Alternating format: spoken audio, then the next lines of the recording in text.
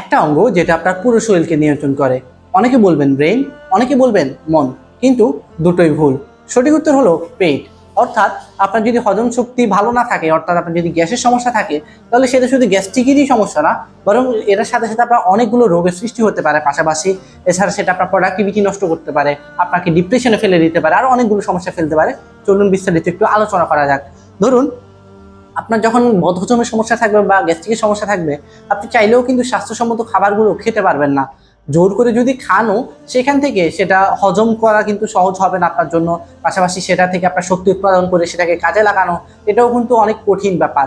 তো দেখা যাবে যে এর পাশাপাশি আপনি যখন সেই গ্যাসের সমস্যা থেকে বাঁচতে আপনি অ্যান্টাসিড খাচ্ছেন, অর্থাৎ গ্যাস্ট্রিকের ওষুধ খাচ্ছেন, সেটা যখন আপনার পাকস্থলিতে যাবে, সেটা কিন্তু আপনার পাকস্থলীর যে অ্যাসিড, হাইড্রোক্লোরিক অ্যাসিড, সেই অ্যাসিডটাকে কমিয়ে দিবে। পাশাপাশি আপনার যে উপকারী ব্যাকটেরিয়াগুলো আছে সেগুলোকে মেরে ফেলবে। আপনার যখন উপকারী ব্যাকটেরিয়াগুলো মারা যাবে, আর তখন কিন্তু আপনার শরীরে বা পাকস্থলীতে ব্যাড ব্যাকটেরিয়া জন্ম নিবে। সেই ব্যাড ব্যাকটেরিয়া কিন্তু স্বাস্থ্যসম্মত খাবারগুলো পছন্দ করে না। তারা পছন্দ করে তেল জাতীয় খাবার, জাঙ্ক ফুড বা ফাস্ট ফুড। তখন সে আমাদের ব্রেইনে সিগন্যাল পাঠাবে যে আপনার এখন জাঙ্ক ফুড দরকার, ফাস্ট ফুড দরকার। তখন কিন্তু আপনার এই খাবারগুলো খাবার একটা চাহিদা আসবে বা খাবার খেতে ইচ্ছা করবে।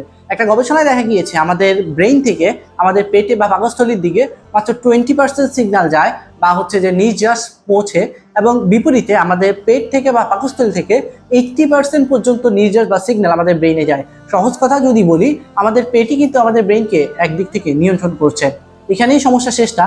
এর পাশাপাশি আপনি যদি দেখেন আপনার যে ব্যাড ব্যাকটেরিয়াগুলো আছে, সেগুলো কিন্তু খাবার না পেয়ে ধীরে ধীরে আপনার পাকস্থলীতে একটা স্তর, মিউকাস নামে একটা স্তর আছে, সেই চামড়াটা আস্তে আস্তে খেয়ে ফেলতে শুরু করে।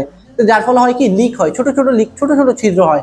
যেমন আমরা দেখা যেত আগে ছোটবেলায় যখন সাইকেল চালাতাম, সাইকেলের চাকায় লিক হতো, ছোট্ট একটা ছিদ্র, কোন দিক দিয়ে বাতাস বেরিয়ে যাচ্ছে আমরা দেখছি না।